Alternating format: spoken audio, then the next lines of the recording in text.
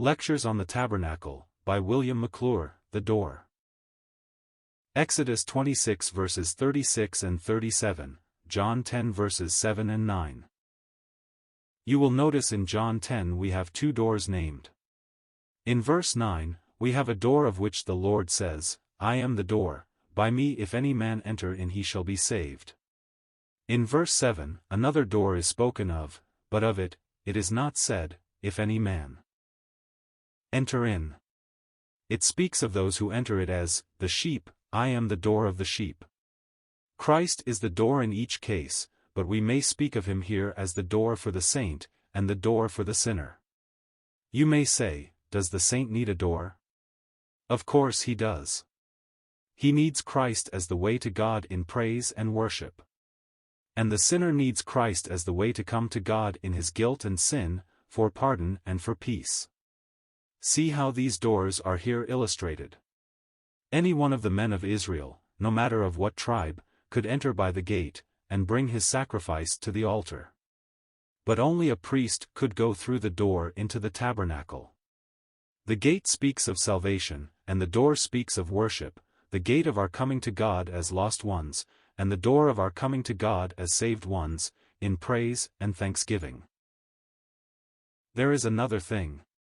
The gate has width, and the door has height. There are just the same number of square inches in the gate as in the door, only, while the gate is 20 cubits wide it is only 5 cubits high, and the door, while only 10 wide, is 10 high. You see that what the one has in width, the other has in height. Now, it makes a big difference presenting the gospel to a sinner, how we present it. In preaching the gospel we stand by the court gate, and proclaim that way of entrance is for all. This is like John 10 verse 9, and speaks of full, free salvation for every sinner. It is many years since my mind first opened to the very precious truth of election. Before that, I had no right knowledge of it, in fact, I felt like opposing it. But I thank God my heart was open to its reception from the Word of God. Since then, it has pleased God to give me the joy of preaching Christ in many places, and seeing souls led to Him, and I think I can say, I can never remember being hampered in the least in presenting the gospel, because I believed in election as the Bible teaches it. As sinners outside, we have nothing to do with the counsels of God. God has given the gospel, which is for everybody. You may not be able to harmonize man's responsibility in God's sovereignty, nor do they need harmonizing. By and by you will understand better how both are true. Take your stand by this gate, and proclaim with all the powers that God has given you, whosoever will may come, and, if any man enter in he shall be saved. Those who have believed most firmly in the doctrine of election have been the greatest soul winners. Spurgeon, for example, believed it with all the intensity of his being, and who won souls, throughout a long ministry, more than he? Do not be hampered by the thought that the gospel is not for everybody, for it is. Duncan Matheson was a man who believed in election, and once he was preaching in a church in the north of Scotland. When he was finished, one of the elders who had been listening uneasily to Duncan making the gate wide enough for whosoever will to enter, and who was evidently afraid that a lot would get in who had no business there, because they were not of the elect, said to Matheson, Duncan, man, ye're nae preaching to the elect, to which the evangelist replied, if you will chalk them on their backs, then I'll preach to them. Since no one can do that, let us preach the gospel as we are bidden, to every creature. But over the door we might read, Ye have not chosen me, but I have chosen you.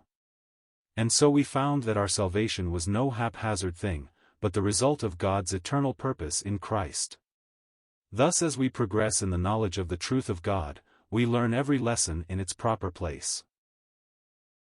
You remember the gate was supported by 4 pillars, which would remind us of the 4 witnesses chosen by God to present to us the life, death, burial, and resurrection of His blessed Son, Matthew, Mark, Luke, and John.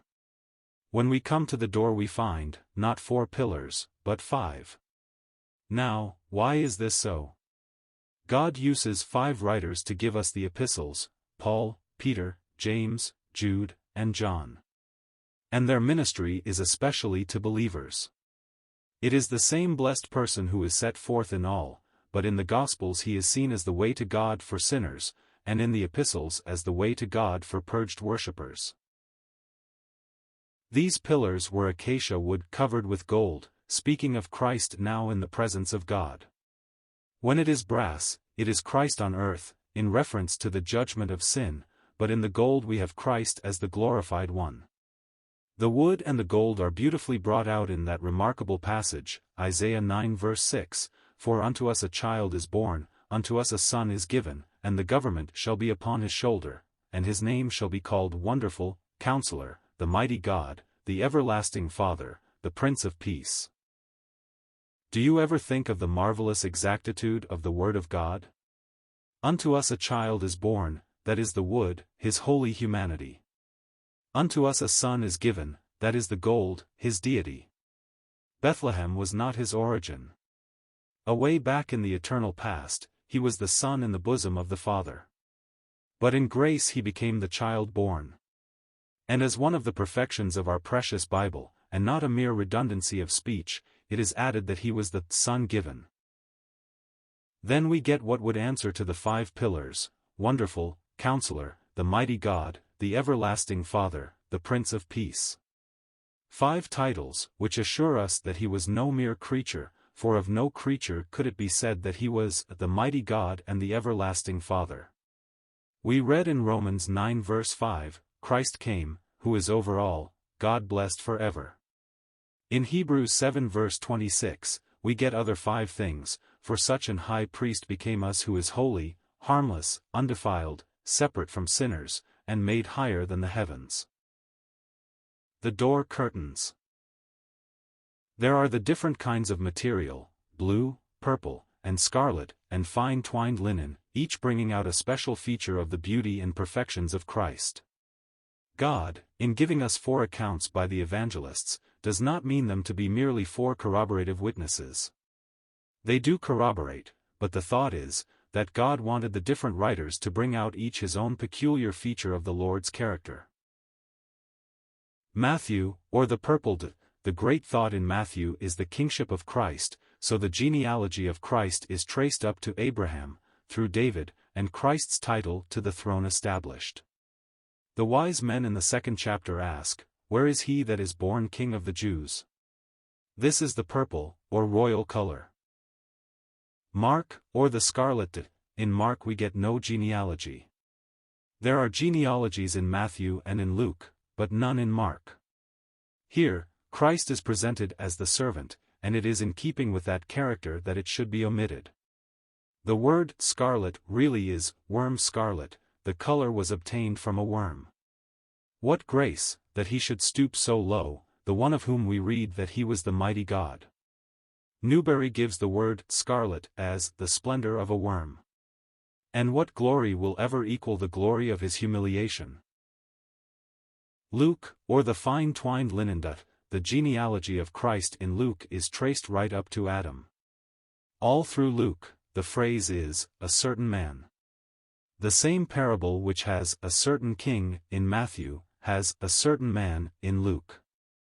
The burden of Luke is the manhood of Christ, and his pen was guided to unfold to us in that way peculiar to him, the grace that in Christ as man, came near to us in all our need and ruin, yet was ever the holy spotless one.